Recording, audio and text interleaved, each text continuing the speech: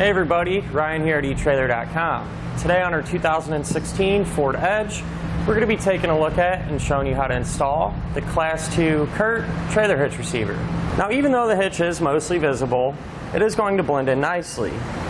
It's going to follow the edges of our back bumper and contour to the shape of it. Now this is a Class II hitch, so it's going to have that 1¼ inch by 1¼ inch receiver tube opening and a reinforced collar for extra strength. So this is going to work perfect, especially if you already have those 1¼ inch accessories. It's also going to have a 1/2 inch size pinhole, which keep in mind does not come included with a pin and clip, but if you need one you can find it here at eTrailer. Now it has a plate style safety chain openings, which the holes aren't huge, however they do offer enough room to use just about any size hook. And I do like how these safety chain openings are kind of off to the side. That way we're not going to have any interference whatsoever with our pin and clip. Now many of our customers ask if their automatic lift assist for the hatch will still work with the hitch in place. And the answer is yes. However, keep in mind, since we do have a hitch here impeding the sensor's view, it's going to be a little more sensitive. You might have to find that sweet spot to get it to work. Now as far as our hitch's weight capacities go, it's going to have a 350-pound maximum gross tongue weight rating.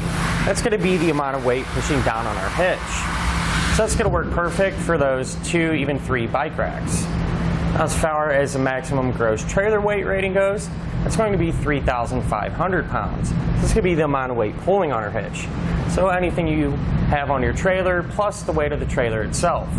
Now it is always a good idea to check with your Ford's owner's manual to make sure your Edge can pull that much weight.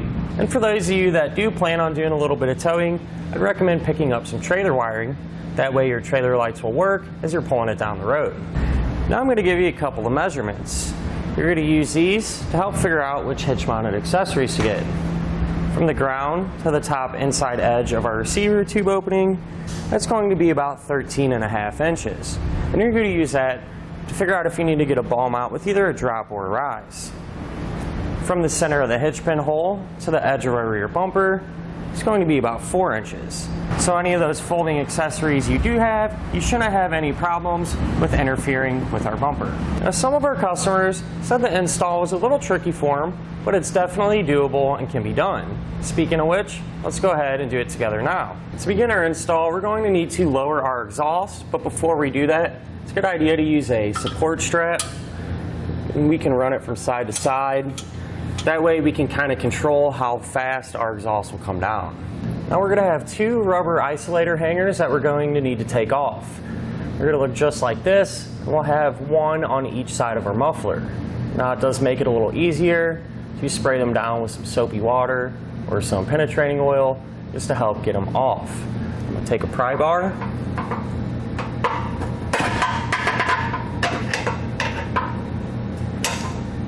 and work that isolator off of our muffler.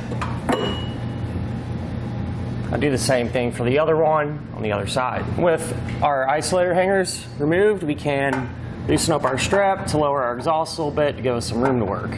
Now we're going to need to remove our side underbody panels. To do that, we're going to remove these 2 10mm fasteners.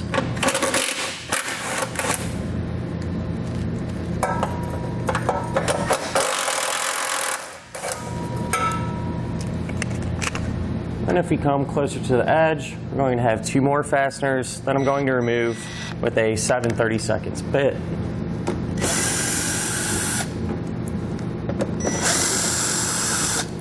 On the other side, set up the exact same way.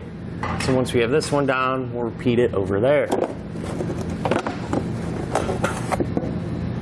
We're also going to remove this plastic center panel, and that's held in place by 6 fasteners here. And I'll take those out using a 7/32 socket. And here in the middle, we're also going to have 1 10mm nut that we need to take off. We're able to grab our center section panel and remove it from the vehicle. So now we can work on trimming our panel. Now we're going to have our center panel here, and we're just going to need to take a little bit of material off each end. There's a diagram and the instructions that I followed, and I went ahead and marked out the area we're going to cut right here. Now since this is fairly thin plastic, I'm just going to use a pair of 10 snips, but however you could do it with a sharp utility knife or even a Dremel tool.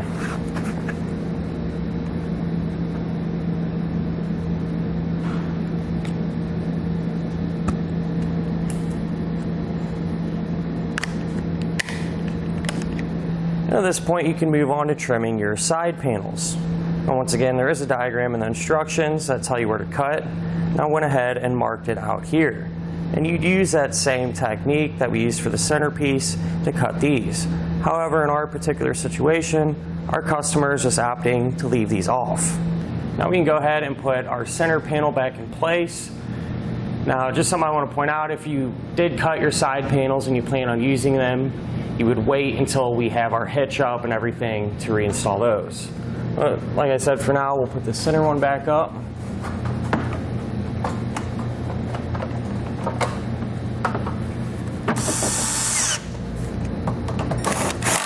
Now we can fishwire our hardware into place in our frame rail. Now, how that's going to work is we're going to put our coiled end of our wire in this hole closest to the front of the car, and we're going to push it towards the back of the car. Now, it's kind of tricky to see, but here behind our bumper beam there will actually be an opening. You have to push that wire back through it, reach your hand in there.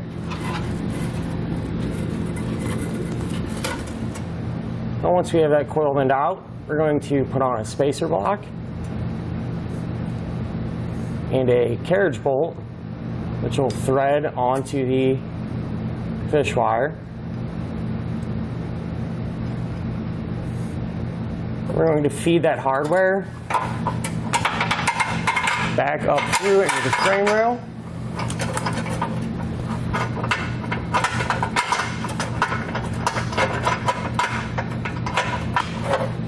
We're able to pull down on the other end of the wire and get our bolt to drop through. I'm going to use that same technique for this hole.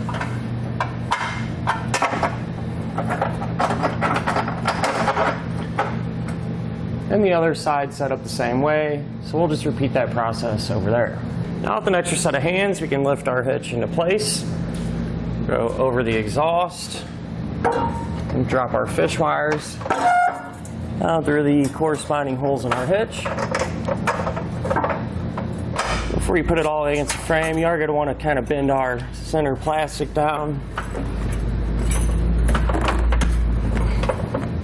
Just get it rest on top of the hitch.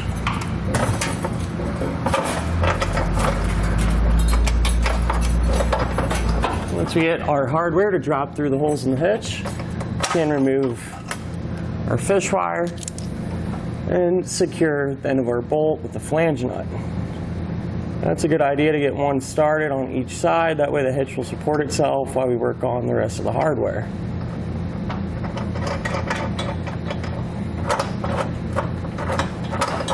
With all of our hardware in place and hand tight, now we can snug it down. And now using a torque wrench, we can torque all of our hardware down to the specification found in our instructions.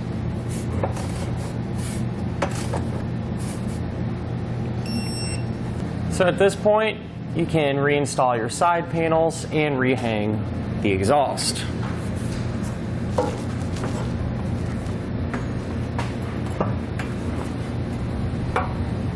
Once your exhaust is supported, go ahead and take off our strap.